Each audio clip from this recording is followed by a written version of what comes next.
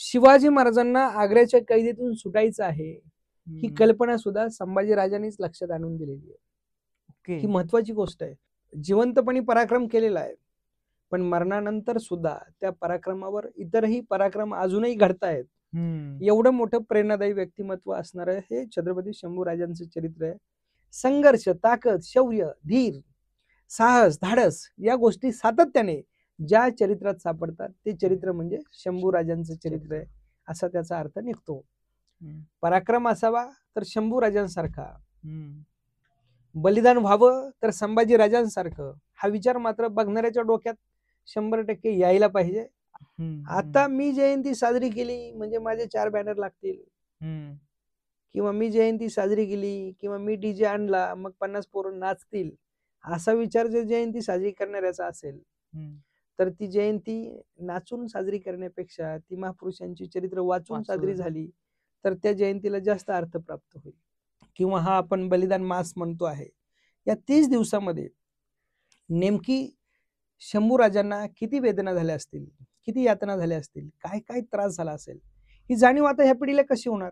बलिदान मास म्हणजे काय तर आपल्या राजानं सोसलेल्या वेदना, त्यांच्यावर झालेला अत्याचार त्यांनी सहन केला, वेदना त्यांना झाल्या, त्याची जाणीव मनात आपल्या व्हावी आणि ती जाणीव झाल्यानंतर आपल्यातून सुद्धा एखादा छत्रपती शंभूराजांचा गुण आपल्या जगण्या वागण्यात यावा, ही खरी या मागची भूमिका आहे.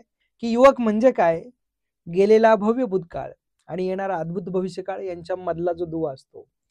युवक म्हणजे ज्याच्या डोक्यात धाडस आणि ज्याच्या मनात विचार आणि कृती यांचं इंद्रधनुष्य तळत असतं.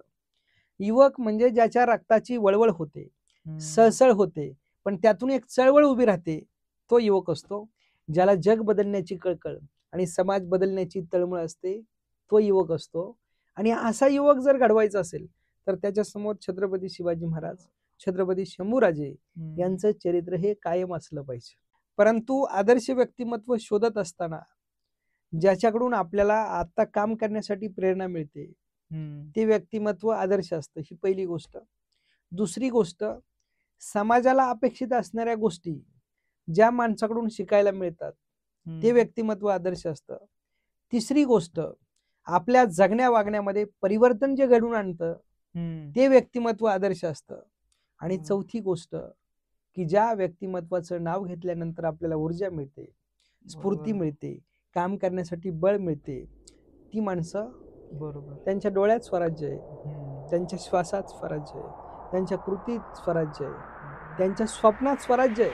स्वराज्य हा ध्येय मंत्र आहे शिवाजी महाराजांचा.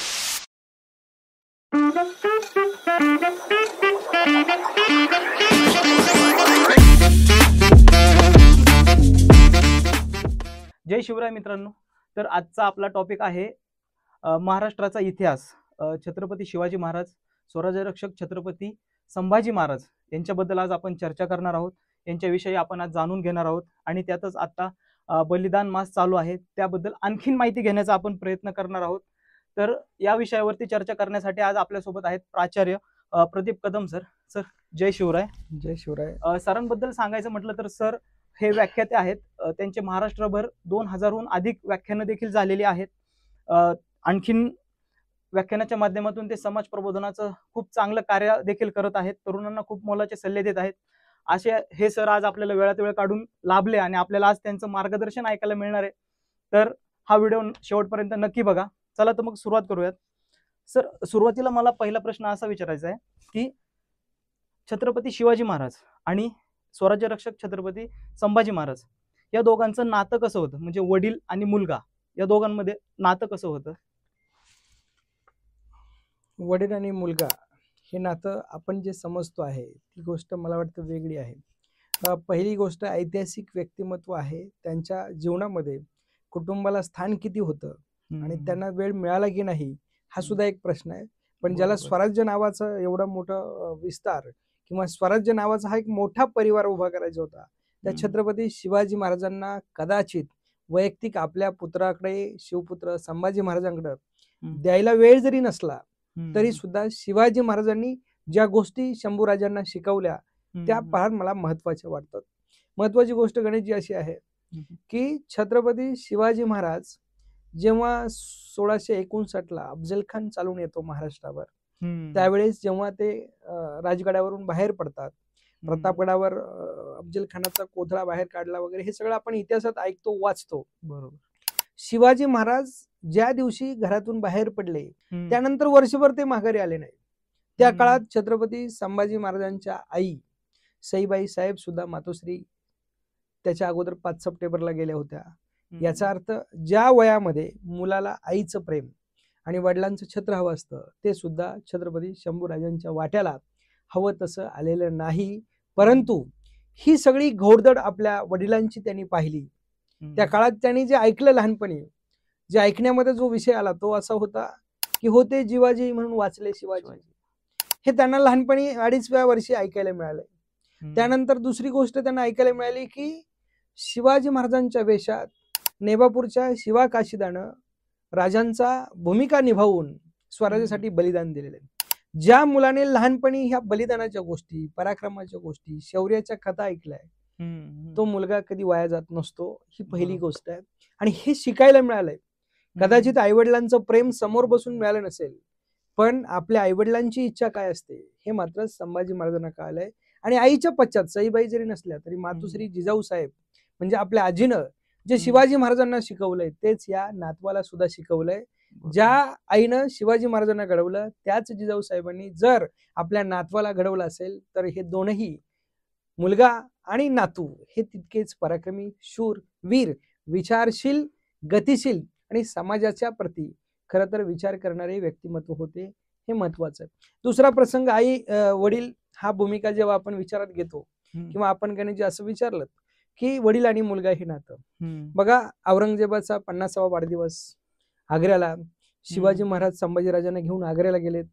आणि संभाजी महाराज तिथे गेले असताना संभाजी महाराजांचा त्यावेळेसचा जो 9वा वाढदिवस आहे म्हणजे 14 मेचा 1666 मधला, तो सुद्धा औरंगजेबाच्या कैदेत झाला असणार आहे.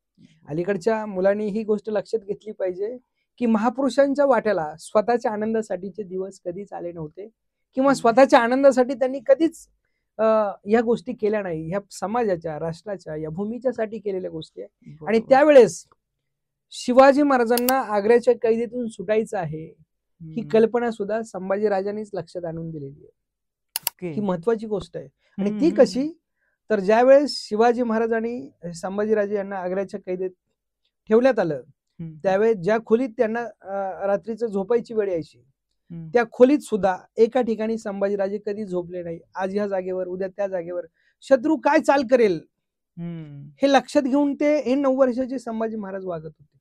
आणि त्यावेळेस संभाजी महाराजांनी असं सांगितलं होतं, जर मी राजगडावर आजारी पडलो असतो तर माझ्या सगळ्या मातोश्रींनी माझ्यासाठी किती माझे लाड पुरवले असते. हा विचार जेव्हा संभाजीराजांनी शिवाजी महाराजांना ऐकवला तेव्हा शिवाजी महाराजांना आजारी पडण्याची कल्पना ही इथं सुचलेली. बरोबर, आपला मुलगा हा आपल्यापेक्षा काकणभर पुढे आहे हे वडिलांना जाणवलेली गोष्ट आहे. आणि म्हणून खान तशी माती आपण म्हणत असतो, पण त्याच्याही पेक्षा मुलगा हा बापापेक्षा सुद्धा पुढे असतो.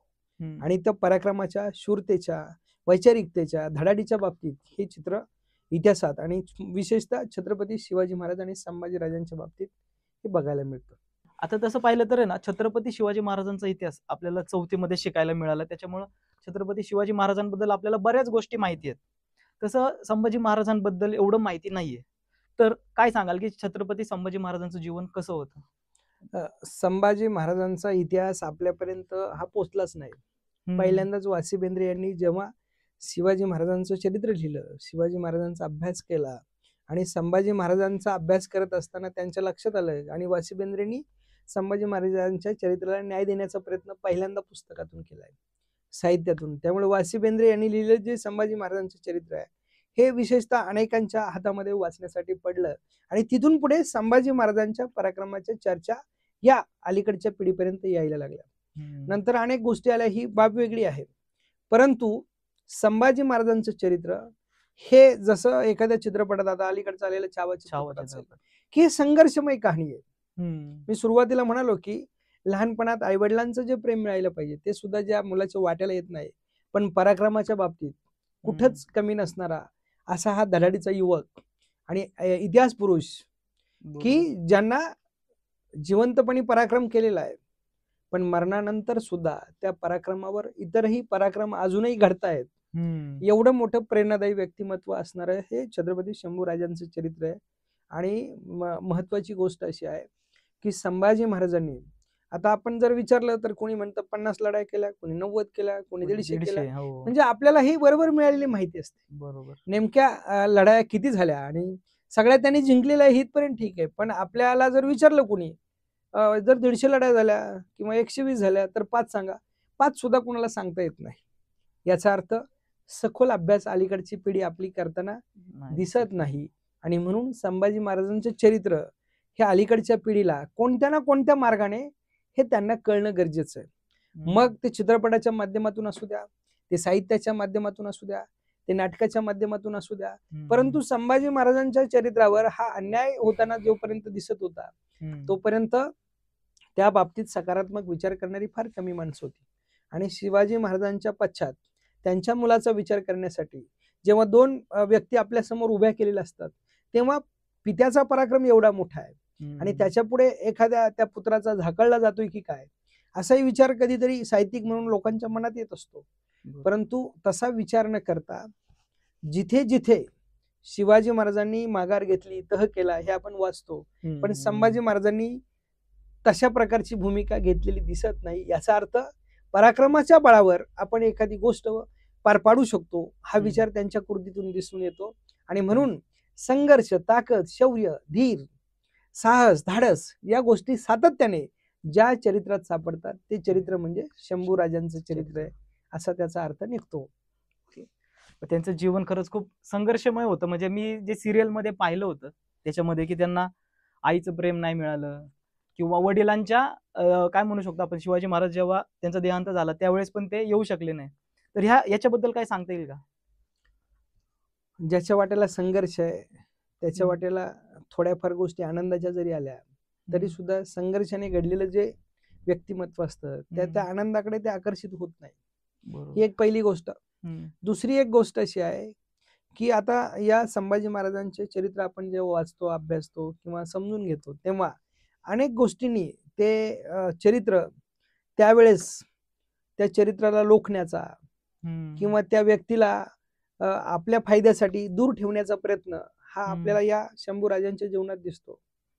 आणि त्या काळचे तत्कालिक मंत्री जे जे होते त्यांनाही कदाचित संभाजी महाराज हे आपल्याला त्रासदायक ठरतील किंवा आपल्याला ज्या गोष्टी मिळत आहेत त्या मिळणार नाही, आपला जो स्वार्थ आहे तो स्वार्थ ह्यांच्या उपस्थितीमुळे किंवा त्यांच्या असण्याने पूर्ण होणार नाही, ही भूमिका जर डोक्यात आली तर त्यांना जाणीवपूर्वक दूर ठेवण्याचा प्रयत्न हा होत असतो, जसं अलीकडे आपण बघतो. पण पूर्वीचं राजकारण नक्की वेगळं होतं. पूर्वी शिवाजी महाराजांनी जी माणसं आपल्या सभोवताली तयार केली होती ती निष्ठावंत होती, ती गुणवंत होती, ती कार्याला महत्व देणारी होती, ती समाजाचा विचार करणारी होती, ती मातृभूमीशी प्रामाणिक होती. आणि संभाजी महाराजांच्या सोबतही तीच माणसं होती. त्यामुळे ती माणसं सगळीच वाईट वागली असंही म्हणता येत नाही. परंतु सत्तेसाठी, हव्यासापोटी, स्वार्थापोटी जी जी मंत्री किंवा त्या वेळातली व्यक्तिमत्व आहेत संभाजी महाराजांच्या आजूबाजूची काही मोजकी, ती चुकीची वागली. त्या चुकीच्या वागण्यामुळे संभाजी महाराजांना काही गोष्टी शिवाजी महाराज हयात असतानाही आणि शिवाजी महाराज हयात नसताना सुद्धा त्यांच्या वाट्याला येऊ शकल्या नाही. तसं शिवाजी महाराज 3 एप्रिल 1680 ला निवर्तले. त्यावेळेस संभाजी महाराज हे मुळात रायगडावर नव्हते, त्यावेळेस ते पन्हाळ्यावर होते आणि त्यांना ही बातमी सुद्धा जाणीवपूर्वक पोचवली गेली नव्हती. आणि त्यामुळं त्यांना त्या ठिकाणी उपस्थित असण्याचा संबंध येत नाही. आणि त्या काळात दळणवळणाची किंवा आपली संपर्काची माध्यम ही मुळातच इतकी वेगवान असतील की नाही हा जरी प्रश्न असला तरी ती माध्यम होती, परंतु तितक्या तत्परतेने आणि तेवढ्या मुदतीमध्ये संभाजी महाराजांना मात्र ही बातमी दिली गेली नाही. आणि त्यामुळं त्या अंत्यविधीच्या वेळेस किंवा शिवाजी महाराजांच्या निर्वाणीच्या वेळेस मात्र संभाजी महाराज त्या ठिकाणी उपस्थित नव्हते. आता नवीन संभाजी महाराजांवर एक पिक्चर आलाय छावा, तो पाहिलाय का तुम्ही? हो, नक्कीच पाहिलंय आणि अनेकांच्या त्याबद्दल पाहिलेल्यांच्या मी काही प्रतिक्रियाही वाचल्या. तर काय सांगाल त्या पिक्चर विषयी, काय सांगाल, म्हणजे कसा वाटला तुम्हाला पिक्चर, कसा वाटला तो वैयक्तिक? चित्रपट हा कुणालाही त्या 2.5-3 तासाच्या चित्रपटामध्ये संभाजी महाराजांचं खरं तर पूर्ण चरित्र बसू शकणार नाही. म्हणजे लक्ष्मण उत्तेकरच काय, जगातला कोणताही दिग्दर्शक किंवा निर्माता आला तरी एखाद्या महापुरुषाचं चरित्र हे 3 तासामध्ये बसवणार नाही, हे तितकंच महत्वाचं आहे. परंतु तेवढ्या वेळेमध्ये जास्तीत जास्त घटना आणि छत्रपती संभाजी महाराजांचं शौर्य, धाडस, त्यांचा पराक्रम, त्यांचं धर्माविषयीचं प्रेम, त्यांची आपल्या आईवडिलांविषयी असलेली भूमिका सुद्धा, ते जरी हयात नसली तरी ते मध्ये स्वगता टाईप जे दाखवलेलं आहे चित्रपटामध्ये, की आपल्या आईला काय वाटलं असतं, पित्याचा जो आवाज दाखवलाय शिवाजी महाराजांचा, त्या मागची भूमिका या दिग्दर्शकाची फार महत्वाची. चित्रपट हा चांगलाच आहे, त्याबद्दल दुमत कुणाचंच असण्याचं काही कारण नाही.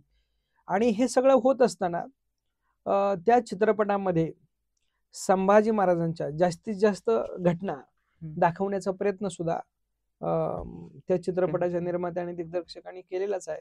त्यांचं कौतुक करावं तेवढं थोडंच आहे. पण छावा चित्रपट पाहताना आपण सगळे भावनिक होत असतो, आणि भावनिक झाल्यानंतर जो परिणाम आपल्यावर होतो तो एक वेगळा होऊ शकतो. परंतु चित्रपट पाहिल्यानंतर पराक्रम असावा तर शंभू राजांसारखा, बलिदान व्हावं तर संभाजी राजांसारखं, हा विचार मात्र बघणाऱ्याच्या डोक्यात 100% यायला पाहिजे असं मला वाटतं. आणि त्या महापुरुषाची आपल्या मनातली जी भूमिका आहे, आपल्या मनात त्यांची जागा आहे, त्याच्यामध्ये नक्कीच चित्रपट पाहिल्यावर वाढ व्हायला पाहिजे. एवढा मोठा पराक्रम, शूरता, वीरता, धाडस आणि त्यांची धडाडी त्या चित्रपटामध्ये दाखवण्याचा प्रयत्न, आणि तो चित्रपटच मुळात शिवाजी सावंत यांच्या छावा कादंबरीवर अवलंबून आहे असं त्यांनी अनेकदा सांगितलंय. चित्रपटाच्या सुरुवातीला त्यांनी मांडलंय. त्यामुळं त्या चित्रपटात मांडण्याच्या ज्या भूमिका आहेत किंवा सगळ्या गोष्टी का आल्या नाहीत असं जेव्हा प्रेक्षक म्हणून आपण बघतो, तेव्हा छावा कादंबरी मधल्या ज्या घटना आहेत त्या घेण्याचा त्यांनी जास्तीत जास्त प्रयत्न केलेला आहे. आणि काही घटना आपल्याला त्यामध्ये अजून वाढ व्हाव्यात असं वाटणं साहजिक आहे. बरोबर. परंतु निर्माता आणि दिग्दर्शक यांच्या मनात काय आहे आणि त्यांना नेमकं काय दाखवायचं आहे हे सुद्धा महत्वाचं आहे. परंतु आजच्या पिढीला प्रेरणा देणारा आणि संभाजी महाराज नक्की समजणार या भूमिकेपर्यंत चित्रपट येऊन पोहोचलाय, आणि म्हणूनच त्याला प्रचंड असा प्रतिसाद नक्की मिळतो आहे. नक्कीच हा पिक्चर खरं पाहिला नसेल तर तुम्ही खरंच पाहून या. खरंच खूप इतिहासाची माहिती देणारा हा सिनेमा आहे. तर सर, सिनेमामध्ये असं दाखवलं आहे की गणोजी शिर्के यांनी जी काय गद्दारी केली ती सिनेमामध्ये दाखवली, आणि आता जे काय परत न्यूज मध्ये आलं होतं की त्यांचे जे वंशज आहेत ते म्हणतात की हा इतिहास चुकीचा आहे. तर ह्याच्यातली खरं सत्यता काय, आणि ती जर पडताळायची असेल तर काय पुरावे वगैरे आहेत का? खरं तर मी काही संशोधक नाहीये, त्यामुळं त्या गोष्टीवर मी खरं तर भाष्य केलं पाहिजे. परंतु अभ्यासक म्हणून, शिवभक्त म्हणून आणि सारासार विचार करता एक गोष्ट अशी लक्षात येते की संभाजी महाराजांना पकडून देण्यामध्ये गद्दारी झालेली आहे, पण ती नेमकी कोणी केली हे शोधणं तसं अवघड आहे. परंतु ज्या ज्या माध्यमापासून किंवा ज्या ज्या साहित्यातून आपल्यापर्यंत ह्या बातम्या येतात त्या माध्यमांचाच आपण विचार करतो. नवीन काही माहिती शोधली पाहिजे असा प्रयत्न शक्यतो कोणी करताना दिसत नाही. परंतु त्यावेळेस लालच असेल किंवा कौटुंबिक वाद असतील, काही जरी असलं तरी कोणत्या तरी हेराने किंवा गुप्त हेराने गद्दारी नक्की केली असेल. आणि जरी गद्दारी कोणी केली आणि का केली हा प्रश्न बाजूला काढला तरी औरंगजेब हा संभाजी महाराजांना पकडण्यासाठी जर या स्वराज्यात घुसला होता, दख्खनमध्ये आला होता किंवा महाराष्ट्राकडे आला होता, तर त्याचं ध्येय तेच होतं. त्यामुळे ते ध्येय पूर्ण करण्यासाठी किंवा संभाजी महाराजांना पकडण्यासाठी ज्या ज्या गोष्टी त्याला धागा म्हणून वापरता येत होत्या त्या त्याने वापरण्याचा प्रयत्न केलाय. मग त्यामध्ये त्या धाग्याला म्हणजे त्या गळाला कोण फास लागलाय हे आता आपण विचार करतोय की ह्याने गद्दारी केली, त्याने गद्दारी केली. तात्कालिक परिस्थितीमध्ये गद्दार कोणी असू शकतो, त्या परिस्थितीनुसार ते झालेलं असेल. परंतु यामध्ये खरं तर स्वराज्याच्या हिताच्या दृष्टीने गद्दारी व्हायला नको होती. आणि राहिला प्रश्न गणोजी शिर्केंनी गद्दारी केली की ब्राह्मणांनी केली, हा जो आपला वाद आहे मला वाटतं हा बाजूला काढला पाहिजे, कारण त्यावेळची तात्कालिक परिस्थिती वेगळी होती. समजा माझ्या पूर्वजांनी एखादी चूक केली असेल, मी माझ्या वैयक्तिक बाबतीत सांगतो, जर माझ्या पूर्वजांनी, माझ्या आजोबांनी पंजोबांनी काहीतरी चुकीची घटना केली असेल तर त्याचा दोष आता मला देऊन खरं तर उपयोग काय होणार आहे? बरोबर. त्यामुळे या प्रश्नाला बाजूला काढलं पाहिजे. शंभू महाराजांच्या चरित्रामध्ये विचार करण्यासारख्या, आपल्याला जीवनात घेण्यासारख्या, वागण्या बोलण्यासारख्या अनेक गोष्टी आहे. वादाच्या मुद्द्यानुसार जर आपल्याकडे अशांतता पसरत असेल, कुणाच्या भावना दुखावल्या जात असतील तर ते मुद्दे मुळातच काढायला नकोत, किंवा त्याच्यावर विचार तितकासा आवाज तर व्हायला नको, असं मला प्रामाणिकपणे वाटतं. त्यामुळं गद्दारी कोणी केली, काय केली, गद्दारी झाली इथपर्यंत ठीक आहे, पण त्यातून आम्ही आता काय शिकलो, बरोबर, हे महत्वाचं आहे. आणि त्या परिस्थितीमध्ये एखाद्याने चूक केली म्हणून आजच्या त्याच्या पिढीला आपण त्रास द्यायचा, हे मात्र नक्की अलीकडच्या काळात योग्य नाही. त्यामुळे आपला गणेशजी प्रश्न बरोबर जरी असला तरी सुद्धा परिस्थितीचा विचार करता गणोजी शिर्के किंवा चित्रपटात कान्होजी शिर्के हे पात्र किंवा भूमिका दाखवल्या गेल्या असल्या आणि त्या एकाच पुस्तकाशी निगडीत असल्या किंवा साहित्याच्या एकाच अंगाने असतील तर त्या चुकीच्याच ठरतील. परंतु साहित्याच्या लिहिलेल्या माणसांनी त्यावेळेस पूर्वग्रह दूषित ठेवून जर साहित्य लिहिलं असेल तर येणारी ती जी नावं आहेत ती सुद्धा चुकीची येऊ शकतात. त्यामुळे ह्या प्रश्नावर मला वाटतं आपण जास्त महत्व नाही देत. संभाजी महाराजांच्या जीवनातल्या ज्या घटना आजच्या पिढीला मार्गदर्शक आहे, प्रेरणादायी आहे आणि कृतीत आणण्यासारख्या आहे, या गोष्टींवर आपण जास्त प्रकाश टाकणं मला महत्वाचं वाटतं. नक्कीच आपण त्याच विषयाकडे आता वळूयात की आता बलिदान मास चालू आहे, तर याबद्दल काय सांगाल? कारण आतापर्यंत एवढी माहिती लोकांना नाहीये या मासाबद्दल, तर काय सांगाल याच्याबद्दल? संभाजी महाराजांना मुकरब खानाने 1 फेब्रुवारी 1689 या दिवशी पकडलं आणि संभाजी महाराजांची हत्या झाली तो दिवस आहे 11 मार्च 1689 आणि 11 मार्च 1689 म्हणजे फाल्गुन वद्य अमावस्या आहे. आणि 1 फेब्रुवारी ते 11 मार्च जवळजवळ 39 दिवस संभाजी महाराजांचे हाल झाले किंवा त्यांना क्रूर पद्धतीने त्रास देण्यात आला, त्यांच्यावर अत्याचार झाले. हा जो कालावधी आहे म्हणजे फाल्गुन महिना या अंगाने जर विचार केला तर महिनाभर एखादा माणूस जेव्हा त्रास सहन करतो तेव्हा याची जाणीव आपल्या पिढीला व्हावी. अलीकडच्या तरुणांना फाल्गुन या महिन्यामध्ये किंवा हा आपण बलिदान मास म्हणतो आहे या 30 दिवसामध्ये नेमकी शंभूराजांना किती वेदना झाल्या असतील, किती यातना झाल्या असतील, काय काय त्रास झाला असेल, ही जाणीव आता ह्या पिढीला कशी होणार? सगळं अलीकडच्या पिढीला जर रेडीमेड मिळत असेल, दुःख नावाची गोष्ट अलीकडच्या पिढीला माहीतच नसेल, तर हा बलिदान मास त्यासाठी अत्यंत महत्वाचा ठरणार आहे. बलिदान मास यासाठी पाळला जातो, राजांना 40 दिवस वेदना झाल्या, आपल्याला वेदना काय असतं हे जाणवलं पाहिजे, ही पहिली गोष्ट. मग बलिदान मासामध्ये कुणी पायामध्ये पादुका, पादत्राणं, चप्पल किंवा बूट घालत नाही. याचा अर्थ की एखादी गोष्ट त्रास झाल्यानंतर आपण काय विचार करू शकतो, मग आपल्या राजाने किती यातना सहन केल्या असतील, ही एक बाब. दुसरं, बलिदान मास पाळणं म्हणजे आपल्याला एखादा पदार्थ जो आवडतो तो त्या राजासाठी वर्ज्य करणं, कमीत कमी या फाल्गुन महिन्यामध्ये बलिदान मासाच्या निमित्ताने 30 दिवस का होईना. आणि मग ही गोष्ट जेव्हा आपण सातत्याने महिन्याभर करतो तेव्हा ही मी का करतोय, तर याच्या मागे माझ्या राजानं इथल्या या भूमीसाठी, या स्वराज्यासाठी, धर्मासाठी जे बलिदान दिलेलं आहे त्याची जाणीव माझ्या मनात निर्माण व्हावी, ही यामागची खरी भूमिका असते. आणि त्या राजानं एवढा पराक्रम करून इथल्या मातीसाठी समर्पण योगदान देऊन सुद्धा तो राजा मात्र आपल्या भूमीविषयी निष्ठावान राहिला किंवा आपल्या धर्मासाठी बलिदान स्वीकारलं, ही जी बाब आहे ही जर आपल्या मनामध्ये कायमची जतन करून ठेवायची असेल आणि त्याचा विचार आपल्या प्रत्येक कृतीकर्त्यांना आपल्यातून जर दिसला पाहिजे तर त्यासाठी बलिदान मासाचं महत्व आहे. म्हणून बलिदान मास म्हणजे काय, तर आपल्या राजानं सोसलेल्या वेदना, त्यांच्यावर झालेला अत्याचार त्यांनी सहन केला, वेदना त्यांना झाल्या, त्याची जाणीव मनात आपल्या व्हावी आणि ती जाणीव झाल्यानंतर आपल्यातून सुद्धा एखादा छत्रपती शंभूराजांचा गुण आपल्या जगण्या वागण्यात यावा, ही खरी या मागची भूमिका आहे. म्हणून बलिदान मास पाळला पाहिजे आणि त्या राजाला आपण अभिवादन त्या निमित्तानं केलं पाहिजे. अशासाठी हा बलिदान मास पाळला जातोय. अनेक युवक यामध्ये सहभागी होत आहेत, परंतु सहभागी होत असताना बलिदान मास म्हणजे त्याग आहे, बलिदान मास म्हणजे समर्पण आहे, बलिदान मास म्हणजे योगदान आहे, ही भूमिका त्या बलिदान मास पाळणाऱ्याच्या कृतीतून जाणवली पाहिजे. आणि त्यानं सुद्धा या पुढच्या काळामध्ये मला माझ्या राष्ट्रासाठी काय करता येऊ शकतं, मला माझ्या धर्मासाठी काही करता येईल का, मला माझ्या कुटुंबासाठी समाजासाठी काही चांगल्या गोष्टी कशा करता येईल, ही बाब लक्षात घेणं, म्हणून बलिदान मास पाळायचं. यालाच अनुसरून माझा पुढचा प्रश्न आहे की असं म्हणतात की जगावे तर शिवाजी महाराजांसारखे आणि मरावे तर छत्रपती संभाजी महाराजांसारखे.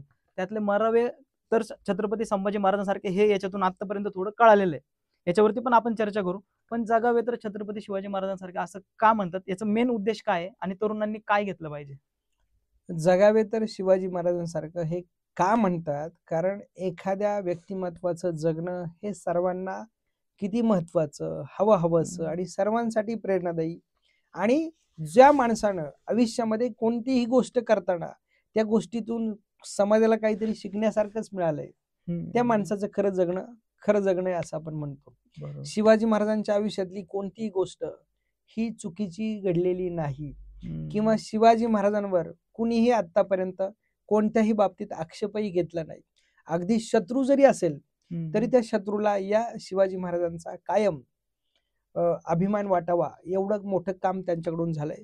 आणि कोणत्याही माणसाला आदर वाटावा इतका मोठा महापुरुष आपल्या भूमीत घडलेला आहे, तो शिवाजी महाराजांच्याच रूपाने. आणि म्हणून असं म्हटलं जातं की माणूस कोणता मोठा किंवा महापुरुष उंच कसा ओळखायचा. आता जर एखाद्याला विचारलं की महापुरुषाची उंची कशी मोजायची, तर कुणी म्हणेल फुटपट्टी घ्यावी की मीटरपट्टी घ्यावी, कशी मोजावी. परंतु मी प्रामाणिकपणे सांगतो की महापुरुषाची उंची कुठल्या मीटरपट्टीने, कुठल्या टेपने मोजता येत नाही. महापुरुषाची उंची कशी मोजायची, तर ज्या महापुरुषानं राष्ट्रासाठी, इथल्या मातीसाठी, इथल्या समाजासाठी स्वतःला अधिकाधिक खोल गाडून घेतलं, ज्याचा जास्तीत जास्त खोल किंवा ज्याचं जास्तीत जास्त मोठं योगदान, तो माणूस मोठा उंच असतो. आणि शिवाजी महाराज हे फक्त महाराष्ट्रापुरते नाही तर या देशातले सर्वात मोठं समर्पण आणि योगदान असलेलं व्यक्तिमत्व आहे. त्यामुळं शिवाजी महाराजांचं जगणं कुणालाही प्रेरणा देण्यासारखंच आहे. आणि म्हणून जगावं, कारण एक आदर्श पुत्र, आदर्श पती, आदर्श राजा, आदर्श मित्र, जे आदर्शाला जोडून जी भूमिका येते ती सगळी शिवाजी महाराजांच्या चरित्रात आपल्याला बघायला मिळते. शिवाजी महाराजांनी मित्राचा विश्वासघात केलाय, केसाने गळा कापलाय, असं कुठंही उदाहरण नाही. शिवाजी महाराजांनी आपल्या आईच्या विचारासाठी, आपल्या आईला जे हवंय ते देण्यासाठी आयुष्यपणाला लावलं आणि आपल्या आईला जे अपेक्षित आहे ते करून दाखवलं. शिवाजी महाराजांनी माझ्या रयतेला काय लागतंय, सुख, समाधान, सुविधा, ह्या गोष्टी स्वतःसाठी सगळं मिळालं असतं, वैयक्तिक ते सगळ्या गोष्टी उपभोगू शकले असते, परंतु ते केलं नाही, तर रयतेसाठी जे हवंय ते देण्याचा प्रयत्न केला.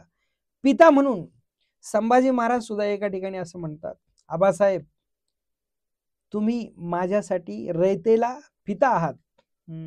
म्हणजे त्यांना असं म्हणायचं होतं की माझ्यासाठी तुम्ही पिता आहात असं रयतेला वाटतं, पण माझ्या ठाई माझ्यासाठी तुम्ही अवघं जग आहात, ही भूमिका संभाजी महाराज सांगतात. तेव्हा एक आदर्श पिता काय असतो हे सुद्धा संभाजी महाराजांच्याच चरित्रात हे बघायला मिळतं. आणि शिवाजी महाराजांनी या सगळ्या भूमिका, आदर्शत्व, अत्युच्च, उत्तुंग काय असतं हे जगणं शिवाजी महाराजांनी प्रत्यक्ष कृतीतून दाखवलेलं आहे. आणि म्हणून जगावं तर शिवाजी महाराजांसारखं, हा विचार यातून नक्कीच घेण्यासारखाच आहे. सर, इथून पुढं आता हा माझा प्रत्येक पॉडकास्ट मधला क्वेश्चन आहे. खरं तर मला वेगळा विचारायचा होता, पण तो आणि ह्याचा दोन्हींचा संदर्भ एकच येतो की तरुण मुलांसाठी एक सल्ला. आणि आजकालचे चंद्रकोर लावून फिरतात, दाड्या वाढून फिरतात आणि महाराजांचे विचार नाही पण फक्त काय म्हणू आपण शकतो की दिसतात, असे घेऊन आपल्या जगामध्ये वावरताना बघतो, अत्याचार करताना बघतो. तर अशा तरुणांसाठी काय सल्ले द्याल तुम्ही? मुळातच अलीकडचं तरुण विचारपूर्वक वागत नाही. आणि दुसरं महत्वाचं, अनुकरण आणि अंधानुकरण, या दोन गोष्टी. अनुकरण म्हणजे माझा राजा असा वागला तर मी असं वागलो पाहिजे, आणि अंधानुकरण म्हणजे काय, जर ते दिसलंय तसंच वागणे. उदाहरणार्थ गजनी चित्रपट आला तर माणसांनी फक्त हेअरस्टाईल बदलली. हो. आणि संभाजी महाराजांचा जेव्हा छावा चित्रपट येतो तेव्हा संभाजी महाराजांचा धाडस, पराक्रम हा अनुकरणाचा भाग होतो. आणि म्हणून माझं युवकांना सांगणं असं आहे की खरं तर युवक म्हणजे काय हे पहिले युवकाला कळायला पाहिजे. बरोबर. त्याचं कारण असं आहे, शरीराने वाढलो, किंवा महाविद्यालयात शिकतो किंवा 18-20 वर्षाचं झालो म्हणून युवक म्हणायचं का, हा प्रश्न आहे. जेव्हा शिवाजी महाराज आणि संभाजी महाराजांचं चरित्र आपण वाचतो, अभ्यासतो, लक्षात घेतो, तेव्हा युवकाची व्याख्या मुळात बदलली पाहिजे. आणि युवकाची व्याख्या कदाचित कुठल्या पुस्तकात ती वाचायला मिळणार नाही, पण माझ्या सगळ्या युवक मित्रांना मी नक्की सांगेल की युवक म्हणजे काय, गेलेला भव्य भूतकाळ आणि येणारा अद्भुत भविष्यकाळ यांच्या मधला जो दुवा असतो.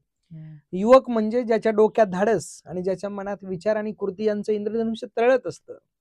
युवक म्हणजे ज्याच्या रक्ताची वळवळ होते, सळसळ होते, पण त्यातून एक चळवळ उभी राहते, तो युवक असतो. ज्याला जग बदलण्याची कळकळ आणि समाज बदलण्याची तळमळ असते, तो युवक असतो. आणि असा युवक जर घडवायचा असेल तर त्याच्या समोर छत्रपती शिवाजी महाराज, छत्रपती शंभूराजे यांचं चरित्र हे कायम असलं पाहिजे. आणि म्हणून आपला जो प्रश्न आहे गणेशजी, की युवकांना काय सल्ला द्याल, तर युवकांना मी हे नक्की सांगेल की छत्रपती शिवाजी महाराजांनी तह केला 20 सप्टेंबर 1665 या दिवशी पुरंदरचा तह झालेला आहे. त्या तहामध्ये 23 किल्ले छत्रपती शिवाजी महाराजांनी दिले. मग याचा अर्थ 75% स्वराज्याची संपत्ती, सामग्री, किल्ले हे जर शत्रूला द्यायची वेळ आली तर त्या राजाला काय वाटलं असेल. आता जर कुणी असतं तर त्या दिवशी त्याने आत्महत्या केली असती. शिवाजी महाराजांच्या चरित्रातून आपल्याला रडायचं नाही, लढायचं हेच शिकलं पाहिजे. शंभूराजे सुद्धा आम्हाला हेच शिकवतात की आता मुलांना जर कोणी बोललं तू फेल झाला, नापास झाला, आत्महत्या करताना मुलं दिसतात. आई वडील रागावले, आत्महत्या. मार्कशीटवर मार्क कमी आले, आत्महत्या. याचा अर्थ अपयश पचवायचं कसं हे पिढीला समजून घेणं महत्वाचं. बरोबर. आणि अपयश, अपमान हे जीवनात येतातच, जीवन त्याशिवाय पूर्ण होऊ शकत नाही. आणि हे ज्याला समजलं पचवायचं कसं आणि त्याच्यावर मात कशी करायची आणि त्याला उत्तर कसं द्यायचं, तर तो खरा युवक राहील. आणि म्हणून आजच्या युवकांना आपण सांगितलं पाहिजे. कुसुमाग्रजांची एक कविता आहे, विजलो आज जरी मी हा माझा अंत नाही, पेटेन उद्या नव्याने हे सामर्थ्य नाशिवंत नाही, छाटले जरी पंख माझे पुन्हा उडेन मी, अडू शकेल मजला अजून अशी भिंत नाही, अजून अशी भिंत नाही. याचा अर्थ युवकाच्या जवळ जे सामर्थ्य आहे, युवकाच्या आत जी शक्ती आहे त्याला कुणीच अडवू शकत नाही, पण ती शक्ती योग्य दिशेला, योग्य कामासाठी खर्ची करणं हे युवकाला समजलं तर तो खरा युवक आहे. बरोबर. आणि हे या चरित्रातून शिकलं पाहिजे. तेच छत्रपती आणखीन एक असा प्रश्न आहे की छत्रपती संभाजी महाराजांना जर जाणून घ्यायचं असेल तर अशी कोणती पुस्तकं किंवा काव्य काय आहेत का की जे आपण वाचून त्यांना समजून घेऊ शकतो? आता मी मगाशी म्हटल्याप्रमाणे वासी बेंद्रेंनी चरित्र लिहिले आणि शिवाजी महाराजांच्या चरित्राला न्याय देण्याचा प्रयत्न झाला. त्यानंतर विजयराव देशमुख यांचं संभाजी महाराजांचे चरित्र आहे. कमल गोखले यांचं आहे, अ.रा. कुलकर्णी यांचं आहे. जयसिंगराव पवार यांनी अलीकडेच संभाजी महाराज एक चिकित्सा असा एक ग्रंथ आहे. त्यानंतर स्मारक ग्रंथ सुद्धा आणलेला आहे. नरहर कुरुंदकरांचं आहे. तर ही जी सगळी लेखक मंडळी आहे यांनी संभाजी राजांच्या चरित्रावर जास्तीत जास्त प्रकाश टाकण्याचा प्रयत्न केलाय. आणि सर्वांगाने संभाजीराजे समजून घेणं ही काळाची गरज आहे. त्यांना एका विशिष्ट गोष्टीत बांधलं तर ते चरित्र हे पूर्ण होऊ शकत नाही. म्हणून ही व्यापक दृष्टिकोन असणारी आणि जास्तीत जास्त मग छावा कादंबरी आहे, विश्वास पाटलांचं संभाजी नावाचं पुस्तक आहे. तर अशा पद्धतीची जी पुस्तकं आहेत जी आपल्याला व्यापक बनवू शकतील, आपला वैचारिक आयाम वाढवू शकतील, अशी पुस्तकं नक्की अलीकडच्या युवकांनी वाचली पाहिजे, संग्रही ठेवली पाहिजे. ती वाचून आपण त्या पद्धतीने संभाजीराजांचे चरित्र विविध अंगाने समजून घ्यायला शिकलं पाहिजे. बरोबर, नक्कीच.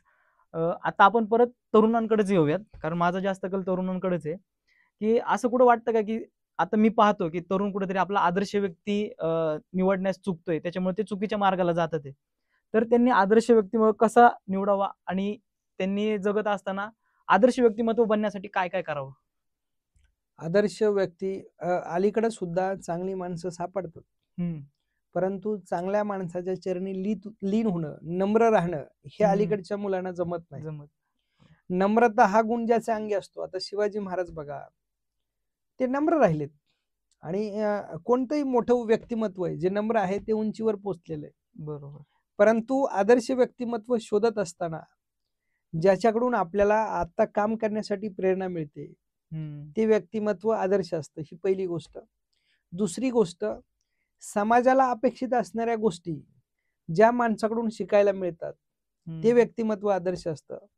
तिसरी गोष्ट, आपल्या जगण्या वागण्यामध्ये परिवर्तन जे घडून आणतं ते व्यक्तिमत्व आदर्श असतं. आणि चौथी गोष्ट, की ज्या व्यक्तिमत्वाचं नाव घेतल्यानंतर आपल्याला ऊर्जा मिळते, स्फूर्ती मिळते, काम करण्यासाठी बळ मिळते, ती माणसं आदर्श असतात. मग छत्रपती शिवाजी महाराज आणि छत्रपती संभाजी महाराज हे आदर्श आपल्या डोळ्यासमोर आहे. आपले आदर्श आपण सातत्याने वाचतोय, बघतोय, अभ्यासतोय.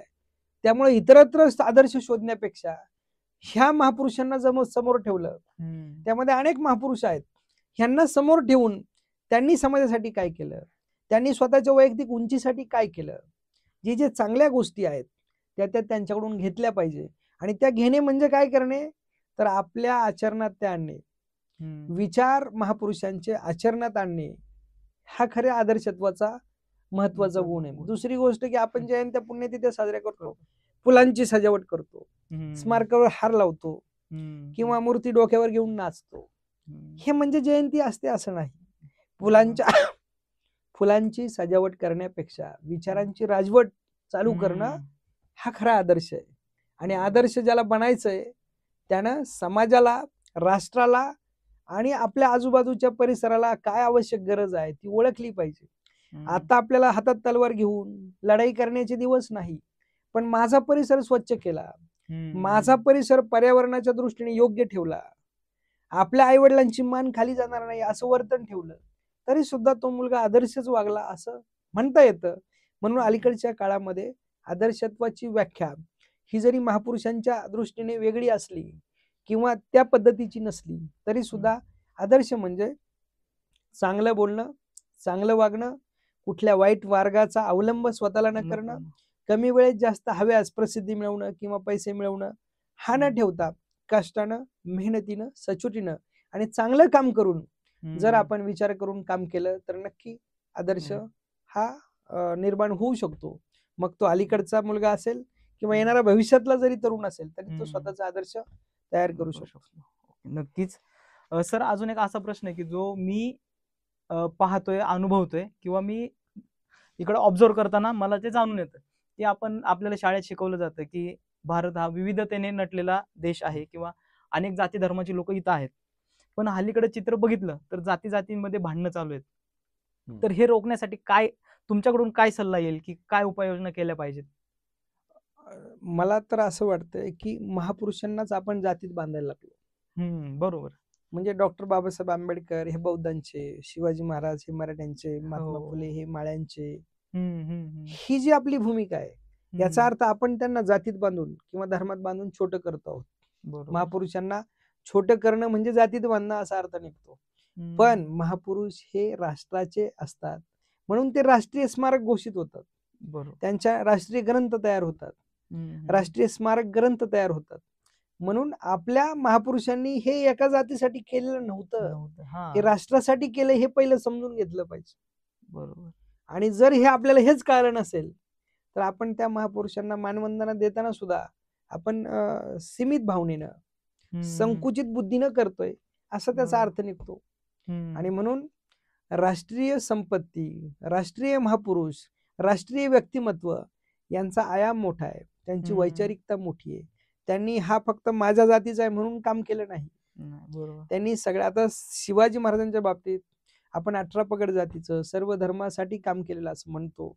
आणि मग आपण छत्रपती शिवाजी महाराजांना जर फक्त एका जातीत बांधून ठेवलं तर मला वाटतं ही आपली संकुचित भावना आहे, हा आपला छोटा विचार आहे.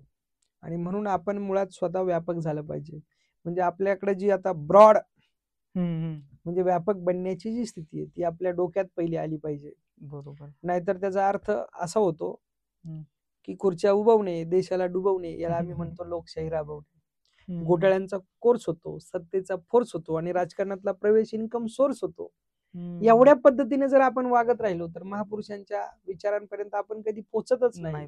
त्या विचारांपर्यंत पोहोचायचं असेल तर पहिली आपली मानसिकता व्यवस्थित केली पाहिजे.